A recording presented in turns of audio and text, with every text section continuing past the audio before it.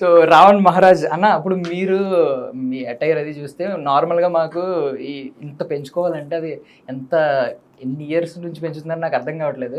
Hair fall ఇయన్నీ మేము భయపడిపోతున్నాం చిన్న షార్ట్ హెయిర్‌కే. మీరు ఎన్ని ఇయర్స్ నుంచి అంటే ఆ డెడికేషన్ దేనికోసం ఈ సినిమా ఇండస్ట్రీ కోసమా పర్టిక్యులర్‌గా? సినిమా కోసం. అంటే ఈ పర్టిక్యులర్‌గా ఇవి ఉంటేనే ఆ హెయిర్ ఉంటేనే పిలుస్తారని ఎందుకు అనుకున్నారు అంత హెయిర్ ఉంటేనే అని కాదు. ఇది యాక్చువల్ ఎట్లుంటదంటే మన లుక్ మనం కొన్నిసార్లు చూసుకోవాలి. ఇప్పుడు బియర్డ్ లేకుండా ఒకసారి, బియర్డ్ ఉండి ఒకసారి ఆ అలవాటు, ఆ లుక్, ఆ గంభీరం ఒకసారి అలవాటు అయిపోయిన తర్వాత ఒకసారి సేవ్ చేసుకున్న తర్వాత మన మొహం మనం చూసుకోవాలి. సో అది అలవాటు అయిపోయింది అనమాట. ఇది ప్లస్ పాయింట్ అయింది సినిమాకి. సో ఇప్పుడు ప్రతి సినిమాకి కావాల్సింది బియర్డ్. గడ్డం గీయడం సెకండ్ పని, పెంచడం 6 సంవత్సరాలు. అది చాలా కష్టం. ఇప్పుడు నా ఫేస్ నేను చూసుకొని 6 ఇయర్స్ అయింది. అంతకుముందు బాహుబలి వెబ్ సిరీస్ కోసం 3 ఇయర్స్ పెంచా. మళ్ళీ అది అయిపోయినప్పుడు ట్రిమ్ చేయించాను. మళ్ళీ అప్పటి నుంచి ఇప్పటిదాకా తీయాల. ఇంకో 15 ఇయర్స్ పడుతుంది దీనికి. సో అంటే ఇప్పుడు బేసికల్లీ కొంతమందికి ఇప్పుడు మీలాంటి కట్అవుట్ ఉందనుకోండి, ఇలాంటి ఇప్పుడు ఆ ఫేస్ కట్, ఆ కట్అవుట్కి మంచి మంచి రోల్స్ పడతాయి. కొంతమందికి పర్ఫార్మెన్స్ చేసే టాలెంట్ ఉంటుంది, కొంతమందికి డైలాగ్ చెప్పే టాలెంట్ ఉంటుంది, కొంతమందికి వాయిస్ బేస్ ఉంటుంది. మీకు అన్నీ ఉన్నాయి, ఆల్మోస్ట్ వీటిలో అన్నీ ఉన్నాయి. పర్ఫెక్ట్ కదా. అంటే కట్అవుట్ ఉంది, వాయిస్ ఉంది, మీకు పైగా మెమరీ పవర్ ఉంది, మోనోలాగ్స్ ఈజీగా చెప్పేస్తారు. పర్ఫార్మెన్స్ ఎక్స్ప్రెషన్స్ అంతా భగవంతుడు ఇచ్చాడు, ఆయన దయ. సో మీది ఫస్ట్ స్టెప్ ఎక్కడ పడింది అసలు సినిమాలో? యాక్చువల్లీ నాకు చిన్నప్పటి నుంచి ఉండే అంటే సినిమాలకు రావాలని లేదు, నాకు ఎక్కువ ఇంట్రెస్ట్ అనమాట. ఈ పౌరాణికాలు, దుర్యోధనుడు, కీచకుడు అవన్నీ వేషాలు వేస్తుంటాయి స్కూల్లో ఉన్నప్పుడు, ఓన్లీ స్కూల్ వరకు. సో కాలేజ్కి వచ్చిన తర్వాత ఓన్లీ నేను చదువుకుంది ఇంటర్, దానికి మించి నేను చదవాలి. తర్వాత business, I'm a business person. ఈ బిజినెస్లో పడి అది అలా వెళ్ళిపోయింది అనమాట. సో 2015లో మా మామయ్య కొడుకు రైటర్ అండ్ డైరెక్టర్ అవుదామని ట్రై చేస్తున్నప్పుడు బావ ఒక షార్ట్ ఫిలిం తీద్దాం అన్నాడు. అరే మనం ఎందుకు రా నాయన అని చెప్పేసి అంటే, లేదు బావ నువ్వు బాగుంటావు, నీకు తెలియదు అని చెప్పి చిన్న షార్ట్ ఫిలిం తీసినాం. ఆ కెమెరా పెట్టగా నవ్వు వచ్చేది, చాలా గ్యాప్ వచ్చేసింది, మనకి అది అలవాటు లేదు. ఇక తర్వాత ఆ నవ్వు పోయింది, అన్ని పోయింది, ఫ్లోలో కొట్టేసినాం. అప్పటి నుంచి ఫేస్బుక్లో కొంచెం అప్పుడు డబ్ స్మాష్ అనే ఒక యాప్ ఉండే, అప్పుడప్పుడు ఈ లెజెండ్ సినిమా వచ్చింది, ఫేస్బుక్ అప్పుడే ఓపెన్ చేసినాం కొత్తగా, మా తమ్ముడు ఓపెన్ చేయించారు. తర్వాత వాళ్ళందరూ అడగడం స్టార్ట్ చేశారు, చిన్న షార్ట్స్ ఎంత ఉంటే 5 seconds ఉంటే, ఇది ఇట్లా కాదు సార్, పలానా చేయండి అని చెప్పేసి మెసేజ్లు వచ్చేటి. సర్లే వీళ్ళు ఇంత అడుగుతారు కదా అని చెప్పేసి ఒక 2 ఫుల్ లెంత్వి వీడియోస్ చేసి పెట్టేశారు. గత 2 రోజుల్లో ఫుల్ అయిపోయింది ఫేస్బుక్. అక్కడి నుంచి ఆఫర్స్ రావడం షురూ అయింది. తర్వాత ఇక ఫస్ట్ సినిమా చేయడం పరారి, దాని తర్వాత మళ్ళీ టిక్టాక్ రావడం, ఇక ఫస్ట్ ఫ్యాన్ బేస్ ఎక్కువ వచ్చేసింది నాకు. వరల్డ్ వైడ్ ఫ్యాన్స్ వచ్చేసారు టిక్టాక్లో. వాళ్ళు ఏం అడిగేటోళ్ళు అంటే ఫ్యాన్స్, అన్న మిమ్మల్ని చూసి మేము నేర్చుకుంటాం అని చెప్పేసి ఎవ్రీ సినిమాలో దానికంటే ఎక్కువ పర్ఫార్మెన్స్ చేసి నేను చూపించటం. అలా నేర్చుకున్న వాళ్ళు కొన్ని వేల మంది ఉన్నారు ఇన్స్పైర్ అయ్యి. నాకు కొంచెం సాటిస్ఫాక్షన్ బాగుంది. సో అలా ఇక మూవీస్ వచ్చినాము. ఫస్ట్ మూవీ, సెకండ్ మూవీ, మధ్యలో లాక్డౌన్, తర్వాత మళ్ళీ మురళి గారి నుంచి కాల్ మెసేజ్ వచ్చింది, తర్వాత కలవడం జరిగింది. Finally we are in Salaar. అంటే ఇప్పుడు టిక్టాక్ బ్యాన్ అయినప్పుడు మీరు కూడా బాధపడ్డారా? నేనేం బాధపడలేదు, నాకు అది అవసరం లేదు. అంటే మీకు ఫ్యాన్ బేస్ క్రియేట్ చేసింది కదా అది, మరి ఒక ప్లాట్ఫామ్. అది ఫ్యాన్ బేస్ ఎట్లా వస్తుంది, మన టాలెంట్ బట్టి ప్లాట్ఫామ్ ఉంది. ఆ చిల్లరగాళ్ళు కూడా చాలా మంది ఫేమస్ అయ్యారు, ఓకే. కానీ అది కరెక్ట్ ప్రాపర్గా వాడే పద్ధతి చాలా ఉంటుంది. వాటి వల్ల చాలా మంది చచ్చిపోయారు, ట్రోలింగ్స్ గురయ్యారు, ఆత్మహత్యలు చేసుకున్నారు. సో ఈ ట్రోలింగ్ అనేది కూడా హెల్తీ ట్రోలింగ్ చాలా బాగుంటుంది. ఒకళ్ళని కించపరచడం మరి చేయడం చాలా తప్పు. అంటే ఇప్పుడు మీరు అనుకుని ఉండొచ్చు కదా, ఒక గైడ్ లైన్స్ మార్చి, ఇప్పుడు మీరు అన్నట్టు చిల్లర్ వీడియోస్ చేసే వాళ్ళని వాళ్ళ అకౌంట్స్ బ్యాన్ చేసేసి ఇప్పుడు ప్రాపర్ గా చేసే వాళ్ళు, చాలా మంది టాలెంట్ బయటకు వచ్చింది. ఇప్పటికే ఆ టిక్టాక్ వల్లే ఇన్స్టాగ్రామ్ రీల్స్ లోకి మళ్ళీ వచ్చారు, వాళ్ళు సినిమాల్లోకి వచ్చిన వాళ్ళు చాలా మంది ఉన్నారు. మన బేబీ సినిమా హీరోయిన్ ఇలాంటి వాళ్ళందరూ. సో బేసికల్ మీకు అనుకుని ఉండొచ్చు కదా, గైడ్ లైన్స్ మార్చి ఉంచొచ్చు కదా, సడన్ గా అప్పటికప్పుడు ఒక్కసారి బ్యాన్ అంటే అంతమంది ఫాలోవర్స్. అది చాలా కష్టం. అది ఎలా మారుస్తాం? ఇప్పుడు మీకు అంటూ ఒక అకౌంట్ ఉంటుంది, మీరు పర్టికులర్గా ఒక ప్యాటర్న్లో మీరు వెళ్తుంటారు.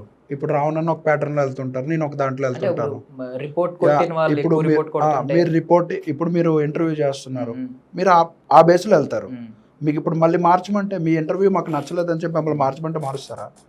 అది కష్టం. అది ఇంకా వాళ్ళు ఫాలో అయిపోతున్నాయి. ఇప్పుడు కొంతమంది ఏంటి బేసిక్గా మొన్న ఎవరో కుమారి ఆంటీది ఏదో ఫుడ్ ఇది చేశారు, దేనికి అవసరం లేదు అది. ఆ పక్క షాప్లో కూడా తింటున్నారుగా, ఆ పక్క షాప్ వాళ్ళు కూడా తింటున్నారుగా. దానికి పర్టికులర్గా వెళ్ళి దేనికి హైలైట్ చేస్తున్నారు అనేది ఇప్పుడు ఏం తెలియట్లే, ఎందుకు హైలైట్ చేస్తున్నారు కూడా తెలియట్లే. దాన్ని బట్టి ఏమవుతుంది, గోల గోల అవుతుంది అంతే. ఆ తర్వాత ఏమైంది, ఆవిడ షాప్ ఎత్తేసారా, తర్వాత మళ్ళీ ఏం చేశారు, ఆవిడ తిట్టారు కూడా ఏమైనా. మరి దేనికి అది అనవసరం. ఆ పక్కన తిన్నోళ్ళు వీళ్ళ వ్యూస్ కోసం వాళ్ళు 100 చేస్తారు, ఎవరి ఫాలోవర్స్ కోసం వాళ్ళు చేస్తారు, ఎవరి ప్యాటర్న్ మార్చమన్నా మార్చరు. ఆవిడ ఆల్రెడీ ఫేమస్, ఆవిడ కష్టపడబడుతుంది, ఆవిడ రూపాయి ఉంటుంది, 10 మందికి తిండికి తక్కువలో పెడుతుంది. దానికి నాకు ఇన్ని రోలింగ్స్లలో నచ్చింది అదొకటే. ఎందుకంటే ఇంకా బాగా అలాంటి వాళ్ళు ఇంకా కొంచెం బయటకు వస్తున్నారు, ఆవిడకి బిజినెస్ పెరిగింది, సీఎం గారు కూడా సపోర్ట్ చేస్తున్నారు.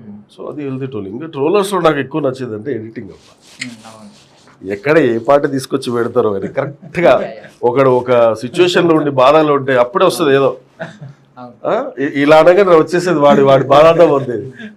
ఆ విషయంలో బాగా మెచ్చుకోవచ్చు. ఒక ఎమోషనల్ సాంగ్ కూడా కామెడీ చేసి పడేస్తారు. నాకు మొహాలు చూపించి కామెడీ చేస్తూ ఉంటారు కదా, కంటెంట్ చేస్తూ ఉంటారు. వాళ్ళకంటే ఈ ఎడిటర్ మొహాలు కనిపించే వాళ్ళు, బట్ వాళ్ళ టాలెంట్ కరెక్ట్ గా ఆ షార్ట్ కి ఆ లింక్ ఎక్కడో పాత సినిమాలో ఉంటుంది, దాన్ని తీసుకొచ్చి పెడతారు. అదిరిపోద్ది ఎడిటింగ్ కదా.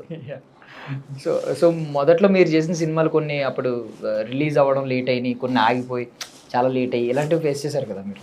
సో అప్పుడు ఏం అనిపించలేదు అంటే కొంచెం స్టార్టింగ్ లోనే ఎదురు దెబ్బలా అనిపిస్తుంది కదా. మీకు విషయం చెప్తా, ఎప్పుడైనా ఒక ఆర్టిస్ట్ అనేది ఓన్లీ సినిమా మీద కూర్చో, పక్కన ఏదో జాబ్ బిజినెస్, ఎందుకంటే సర్వైవ్ అవ్వాలి. దీంట్లో ఒక సెట్ అయ్యేదాకా నేను అదే మెసేజ్ ఇస్తాను అందరికి. ఎవడైనా చేస్తున్నావు ఫస్ట్ నువ్వేం పని చేస్తున్నావు అని అడుగు, ఫస్ట్ అది చేసుకో, చేస్తూ నువ్వు ట్రై చేయి. ఇందులో నువ్వు ఒక పొజిషన్కి వచ్చేదాకా నీకు పక్కన సపోర్ట్ ఉండాలి. ఎందుకంటే ఇక్కడ ఖర్చులు ఎక్కువ, ఇన్కమ్ తక్కువ ఉంటుంది. పొజిషన్ వచ్చిన తర్వాత ఆటోమేటిక్గా ఉరుక్కుంటూ వస్తాయి డబ్బులు. అది మెయింటైన్ చేసుకోవాలి. ఒక ఆర్టిస్ట్ మెయింటెనెన్స్ చినికి చాట్ అయిపోతుంది. దాన్ని మెయింటైన్ చేయాలంటే you have to be settled. ఇది లేదు అని చెప్పేసి అంటే నేను ఎవరు దేకడు, కష్టపడాలి, పని చేసుకోవాలి, నీ గోల్ని రీచ్ అవ్వాలి. సో మీరేమంటారన్న, అంటే ఇప్పుడు ఈయన అన్నారు కదా మీరు సింగపూర్లో చేశారంటే అక్కడ నుంచి ఇక్కడికి వచ్చేసరికి కరెన్సీ డబుల్ అవుతుంది, అదే ఇక్కడ ఇండియన్ కరెన్సీలో ఎక్కువ కనిపిస్తుంది, మీ హ్యాండ్లో ఎక్కువ కనిపిస్తూ ఉంటుంది. సడన్గా మరి కంప్లీట్ దీని వైపు వచ్చేసేసరికి కొంచెం నిజంగానే మనీ స్టెబిలిటీ ఉండదు, ఒక స్టేబుల్ ఇన్కమ్ ఉండదు. అవును, మీరు అనేది నిజమే. కానీ నేనేమంటానంటే, నేను ఇక్కడికి వచ్చిన బిఫోర్ జాబ్ చేశాను. నాకు బేసిక్గా జాబ్ చేయడం అనేది ఇష్టం లేదు. నేను ఎప్పటి నుంచో బిజినెస్ చేయాలని అనుకుంటున్నాను, కానీ అన్ని విధాలుగా సపోర్ట్ ఉండదు. బిజినెస్ అంటే ఏంటి, అంత ఈజీ కాదు. ఇన్వెస్ట్మెంట్ చేయాలి, ప్రాఫిట్స్ వచ్చే వరకు ఆగాలి, దాని మీద హార్డ్ వర్క్ చేయాలి. అలా చేయాలనుకుంటే చాలా పేషెన్సీగా ఉండాలి, దాని మీద ఉండాలి. కానీ దీన్ని చూస్తూ మళ్ళీ దాని మీద హ్యాండిల్ చేయాలంటే కష్టం. సో నాకు అప్పుడు ఆప్షన్ ఒకటే జాబ్ చేశాను. సరే కొద్దిగా అమౌంట్ ఎంతో కొంత సేవింగ్ ఉంది, సరే మనకంటూ ఒక 6 months మన దగ్గర ఎలాగా గ్రాడ్యుయేషన్ ఉంది, మనకి ఏ స్కోప్ లేదనుకో, చదువు ఉంది, మళ్ళీ రిటర్న్ బ్యాక్ వెళ్ళొచ్చు. ఏముంది, మళ్ళీ ఒక 3 monthsలో వేసి అప్లై చేస్తాం, బ్యాక్ వెళ్తాం. ఇన్ కేస్ అప్పటికీ కూడా అవ్వలేదంటే ఇంక మరి ఆప్షన్ లేదు, బ్యాక్ వెళ్ళిపోవడమే. లేదంటే ఏదో ఒక జాబ్ చూసుకొని సెటిల్ అవ్వడం. మరి మనకు ఆప్షన్ వచ్చింది కదా, వచ్చింది, సరే మనకు వచ్చినప్పుడు మనం ట్రై చేయడం తప్పలేదు. చేస్తూ వచ్చాను, ఒక 13 సినిమాలు చేశాను, ఏ సినిమా ఏ రోజు కూడా ఆగలేదు. అన్నీ పెద్ద పెద్ద యాక్టర్స్తోనే చేస్తున్నాను. ఇప్పుడు నెక్స్ట్ ఒక 4 ప్రాజెక్ట్స్ చేస్తున్నాను, అవి కూడా కంటిన్యూ. అయితే ఒకటి రావణాన్ని చెప్పినట్టే యాక్టర్కి కూడా ఖర్చు చాలా ఎక్కువ ఉంటుంది, ఇన్కమ్ అనేది తక్కువ ఉంటుంది, కానీ యాక్టర్కి మెయింటెనెన్స్ చాలా ఎక్కువ ఉంటుంది. సో దాన్ని బట్టి మనం ఏం చేయాలి ఫర్దర్గా, ఇది చేస్తూ వచ్చిన మనీని మనం వేస్ట్గా చేయకుండా ఎక్కడో దగ్గర సేవింగ్స్లో అది మనం పర్టికులర్గా ఒక బిజినెస్ అనో, లేకపోతే ఇన్వెస్ట్మెంట్స్ అనో, లేకపోతే ఏదో ఒకటి ఆల్టర్నేటివ్ కూడా చూస్తూ ఉండాలి. అలా చూసుకుంటే రెండిట్ల మీద కొంచెం సేఫ్గా ఉంటాం, లేదనుకున్నా కష్టం అవుతుంది. సో నాకైతే మీ ఇద్దరి నుంచి 2 పాయింట్లు వచ్చినాయి. కొత్తగా ఎవరన్నా లోపలికి రావాలనుకుంటే ఈ ఫీల్డ్లోకి వాళ్ళు నేర్చుకోవాల్సింది 2. ఒకటి ఏంటంటే మీది గట్ ఫీలింగ్ అనిపించింది, ఇది కాకపోతే ఇంకోటి ఫస్ట్ అయితే వెళ్ళిపోదాం, ఫెయిల్ అయితే బ్యాక్కి వెళ్దాం, ఏదో జాబ్ చేసుకుందాం అన్న ధైర్యం కనిపించింది, అన్న ప్రాక్టికాలిటీ కనిపించింది. కంప్లీట్ డిపెండ్ అవ్వకుండా బ్యాక్ ఎండ్లో ఒకటి పెట్టుకుని సపోర్ట్ పెట్టుకుని ఇది సక్సెస్ అవ్వడానికి ఇదొక సూత్రం అదొక సూత్రం 2 కనిపించినాయి అనమాట. అంటే ఇది అందరికీ వర్తించాలని లేదు, అందరికీ ఒకలాగా ఒక స్టెబిలిటీ ఉండదు. కొంతమంది అసలు ఏమీ లేని వాళ్ళు కూడా, తెలియని వాళ్ళు కూడా చాలామంది పడుకుంటున్నారు రోడ్స్ మీద. వాళ్ళకు కూడా యాక్టింగ్ చేద్దామనే ఉంటుంది, కానీ వాళ్ళకు కూడా అవ్వాలి కదా. అలానే ప్రతి ఒక్కరు చేస్తేనే అంటే కష్టమవుతుంది. సో వాళ్ళు కూడా ట్రై చేస్తున్నారు కాబట్టి తప్పే ఉంది, చేయనివ్వండి. పెయిన్ అనేవాడు ఈరోజు పెయిన్ పడతాడు కానీ రేపు అనేవాడు తింటాడు కదా. సో బేసికల్లీ ఇప్పుడు ఇన్కమ్ గురించే మాట్లాడుకుంటే ఒక్కొక్కసారి మనకు కూడా అనిపించవచ్చు, మీకు కూడా స్టార్టింగ్ టైంలో అంత ఇన్కమ్ పరంగా అయితే కమర్షియల్గా అయితే కమర్షియల్ పాయింట్ ఆఫ్ వ్యూలో అంత రిటర్న్స్ రాకపోయి ఉండొచ్చు.